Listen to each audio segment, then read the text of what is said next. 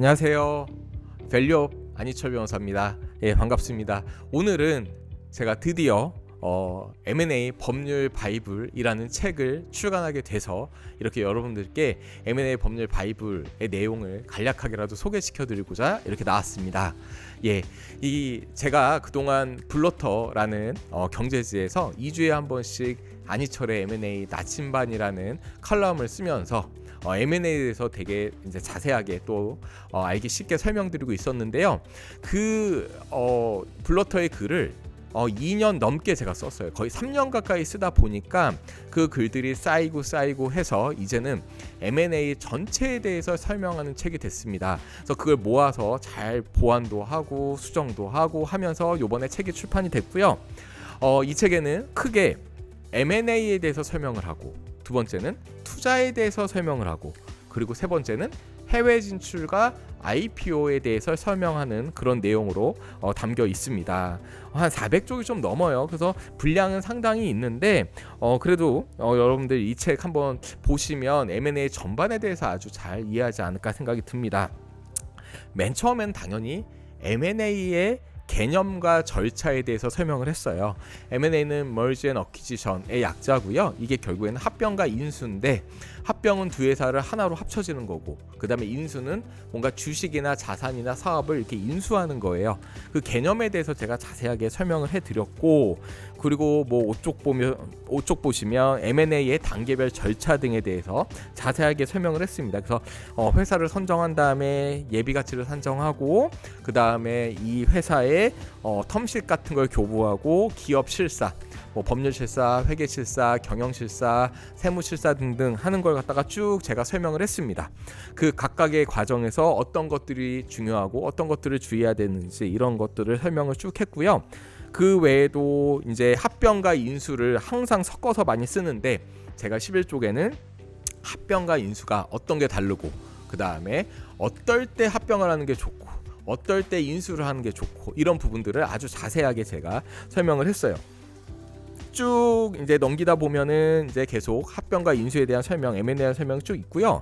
특히 제가 이거 실무적 관점에서 되게 중요하다고 생각을 하면서 이 책이 실무자한테 좀 좋은 영향을 줬으면 하겠다라는 생각에서 여러 가지 실무적인 내용이나 자료들까지도 포함을 했습니다. 그래서 제가 38쪽에는 법률실사 자료 요청서라고 해서 여러분들 RFI라고 해요. Request for Information이라고 해서 RFI라고 하는데, 이 RFI라는 그 세부적인 내용, 어떤 자료를 요청하나까지도 제가 이 책에는 내용을 포함시켰어요. 그래서 아주 실무적 관점까지도 제가 잘 얘기를 적어놨다라고 보시면 되고요. 그 다음에 또 쭉 넘기면 분량이 꽤 많아요. 그래서 이제 뭐 90쪽 넘어가고 뭐 96쪽 가면은 이제 풋옵션과 콜옵션에 대해서도 적어놨는데, 제가 여러분들 투자하고 M&A하고 하다 보면은 뭐 풋옵션, 콜옵션 이런 얘기 많이 나오잖아요. 근데 그게 되게 많이 나오는 단어인데도 불구하고 이해를 정확히 하는 사람이 별로 없어요. 제가 이거를 갖다가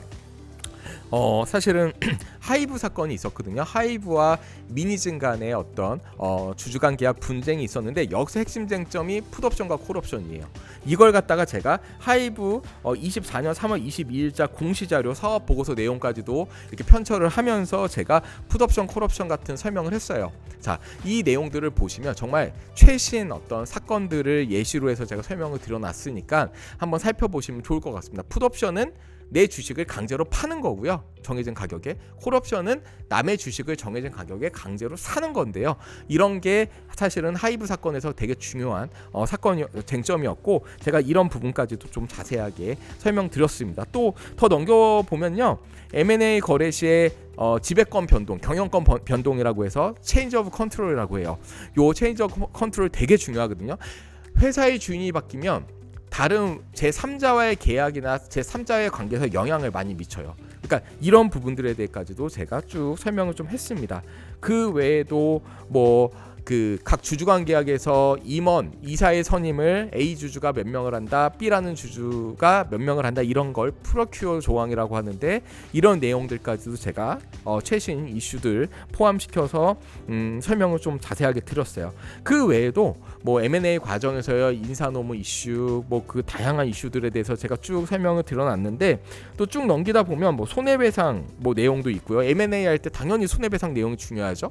위약벌도 중요해요. 그다음 위약금도 중요하고, 이런 내용들을 갖다가 잘 작성을 해서 스타트업 창업자들이 나중에 회사 매각했을 때 어떠한 손해배상 리스크가 있을지, 위약금, 위약벌 리스크가 있을지까지도 제가 설명을 좀 해놨습니다. 그리고 더 넘기면 당연히 회사를 매각하고 나면 우리 창업자들은요, 여러 가지 의무가 있어요. 경업금지 의무, 유인금지 의무, 비밀 유지 의무, 거기다 계속거래 의무, 계속개발 의무 등 다양한 의무들이 있는데, 이 의무들을 어떻게 규정해야지만 창업자가 보호받을 수 있을까? 또는 반대로 인수자 또는 투자자가 어떻게 규정을 해야지만 보호받을 수 있을까? 본인의 투자에 대해서 후회하지 않을까를 여기다가 제가 규정을 잘 해놨습니다. 그래서 그게 한 160쪽, 161쪽, 2쪽, 3쪽 이런 데 있고요.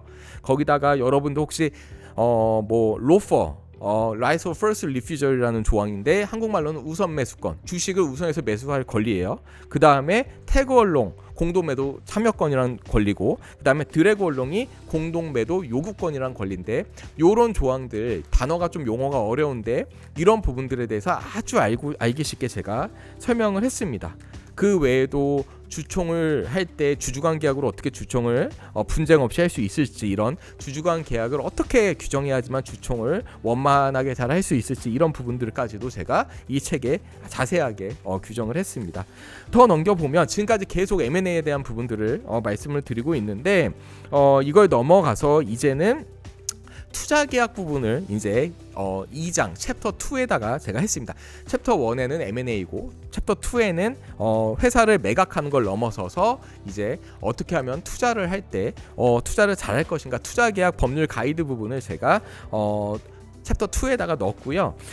이 부분 같은 경우에는 우리 주식회사의 소유와 경영이 분리되어 있다라는 기본 원칙 하에 투자자들이 스타트업한테 투자를 어떻게 하나, 투자 계약서 구조는 어떤 식으로 작성이 되어 있나, 이런 것들을 갖다가 제가 230쪽 정도부터 쭉 또 한 100여 쪽 제가 설명을 해놨습니다. 그래서 이걸 보고 계신 스타트업 중에서 난 투자 받고 싶어, 투자를 잘 받고 싶어 라고 하시면 이 부분을 잘 보시면 되고요. 투자자분들도 이 부분을 잘 보셔야지만 투자하고 나서 투자금을 이상한 이유로 날리거나 손해를 보지 않을 수 있다, 이렇게 생각하시면 좋을 것 같습니다. 그리고 이제 쭉 넘기면 이제 투자 계약의 뭐 상환권에 대한 쟁점, 전환권에 대한 쟁점, 여러 가지 쟁점, 그다음 우선권에 대한 쟁점 등등이 있어요. 특히 이제 여러분들 상환권, 전환권 이런 것들도 어렵고, 다만 이런 부분들을 잘 설명해 놨고요. 익숙하지만 또는 많이 들어봤지만 이해하기 어려운 게 우리 우선권에 대한 부분이에요. 특히 자녀재산 분배 우선권, 이런 조항들이 투자계약서에 많이 들어있긴 한데 이게 복잡해요, 사실. 그러니까 full participation, non participation, simple participation 등등등 엄청 약간 이해하기 어려운 조항들이 있어요. 제가 그래서 그런 부분들을 한 278쪽, 279쪽 이런 데다가 좀 자세하게 넣었고요. 그래서 이런 부분들에 대해서 특히 또 청산 자녀재산 분배 우선권 조항에서 청산 간주 조항 같은 것들을 많이 들어가게끔 하는데, 이게 사실 청산 간주 조항은 또 미국식 개념이에요. 그러다 보니까 한국 상법에 약간 반할 여지가 있어서 이런 부분들에 대해서 투자계약 체결할 때 어떻게 대응하는 게 좋은지, 이런 거에 대해서도 제가 좀 자세하게 설명을 했습니다. 이렇게 투자계약에 대해서 제가 다양한 실무와 그다음 판례와 법리와 이런 부분들을 아주 자세하게 이제 설명을 드렸고, 그래서 이 책 이런 부분들을 보면 여러분들이 어렵지 않게 사실은 신주인수계약, 즉 투자계약을 체결할 수 있고, 그 다음에 투자자분들은 평소에 익숙하지만 몰랐던 그런 사실 판례나 법리나 이런 실무 예를 좀 확인하실 수 있으세요. 특히 또 제가 이 책을 쭉 쓰면서 생각했던 것 중에 하나가 뭐냐면요, 미국의 실리콘밸리식 투자계약과 한국의 투자계약 방식에 대해서 좀 비교 분석도 하고 그 다음에 좀 자세히 설명했으면 좋겠다라는 생각을 했어요. 그래서 제가 331쪽에는 한국식 투자계약과 실리콘밸리식 투자계약을 비교 분석을 자세하게 해놨습니다. 그래서 아예 표로 332쪽에서는 아예 투자계약 조건이 어떤 게 실리콘밸리식이고 어떤 게 한국식이고 그 과정에서 어떤 걸 채택하는 게 더 선진화된 투자계약인지를 제가 잘 이렇게 정리를 해놨어요. 그래서 이런 부분들은 사실은 투자계약을 많이 체결하는 VC나 이런 투자계약 하시는 심사역분들도 이해하지 못하거나 좀 접해보기 어려운 부분들이 있어요. 그래서 이런 거를 한번 살펴보셔도 좋을 것 같습니다. 또 제가 336쪽에는 16장에 조건부 지분 인수 계약 세이프 계약에 대해서도 자세하게 설명드렸고, 그래서 사실 세이프 계약서가 돌아다닌 거 보면 되게 얇아요. 그 얇은 세이프 계약서를 좀 더 자세하게 심층 분석을 해놨고, 이게 어떻게 체결을 세이프 계약을 해야지만 이제 스타트업한테도 좋고 투자자한테도 좋은지 제가 설명을 좀 드려놨습니다.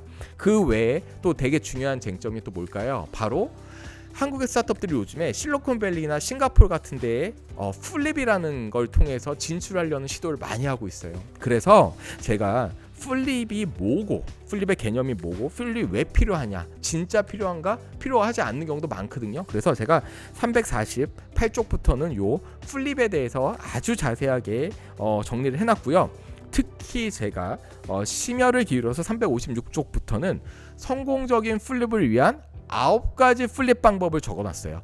플립은 정말 다양한 방법들이 있습니다. 그 회사의 상황에 따라서도 너무 다르고요. 주주나 투자자들의 생각에 따라서도 또는 의견에 따라서도 플립을 되게 다양하게 다른 방식으로 해야 돼요.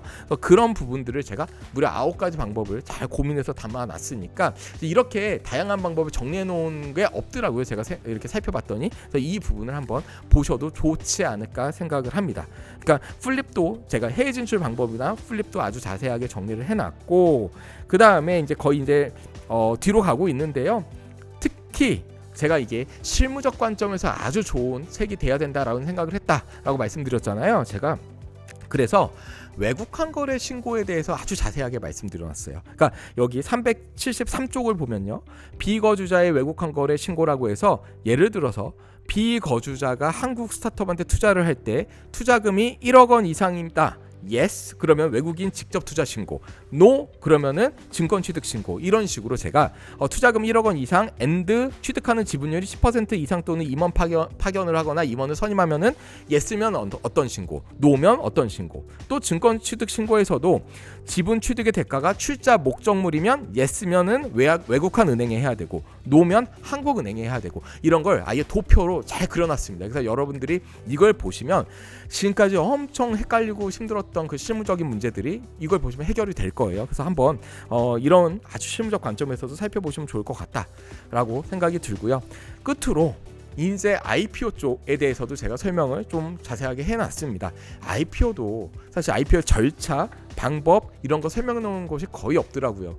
그래서 제가 이참에 다 공유하자라고 생각해서 제가 IPO에 대해서 자세하게 설명을 드렸고, 특히 388쪽에는 코스피 시장, 코스닥 시장, 코넥스 시장에 대해서 아예 제가 자세하게 분석을 해놨습니다. 그래서 이런 것도 한번 참고를 해보시면 좋을 것 같고요.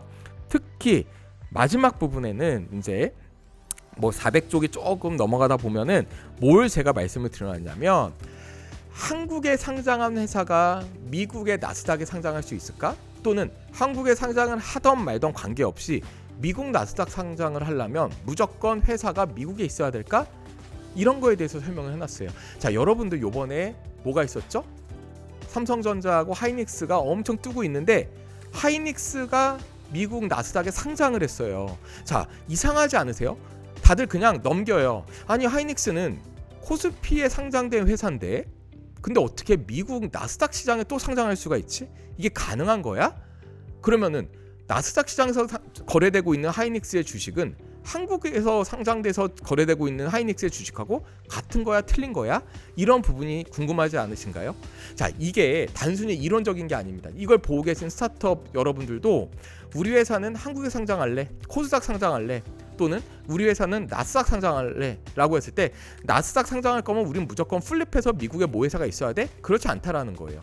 한국에 있으면서도 ADR이라는 방식을 통해서 충분히 미국에도 상장이 가능합니다. 근데 그래서 이 하이닉스 예시가 얼마 전에 있었잖아요. 이런 것처럼 어떻게 하면 나스닥 상장이 가능한지, 아니면 쿠팡처럼 아예 나스닥에 직상장이 가능한 거예요. 나스닥이 아니죠. 쿠팡은 뉴욕 증권거래소죠.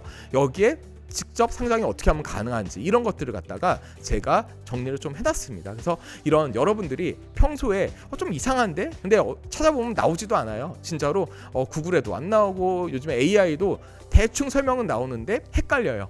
그리고 정확한지도 모르겠어요. 그런 것들을 제가 전문가 입장에서 설명을 잘 해놨습니다. 그러니까 이해하기 쉽게. 그래서 이 전반적인 내용들이 이 책에 한 400쪽 좀 넘는 분량으로 한 430쪽 분량으로 제가 정리를 잘 해놨으니까 여러분들 한번 이 책 사서 보시면서 또는 다 안 보셔도 돼요. 이런 책은 사실은 다 보면 너무 너무 많고요. 시간도 오래 걸릴 수 있습니다. 그래서 필요한 부분 그 다음에 여러분들이 궁금한 부분 중심으로 한번 살펴보셔도 좋을 것 같습니다.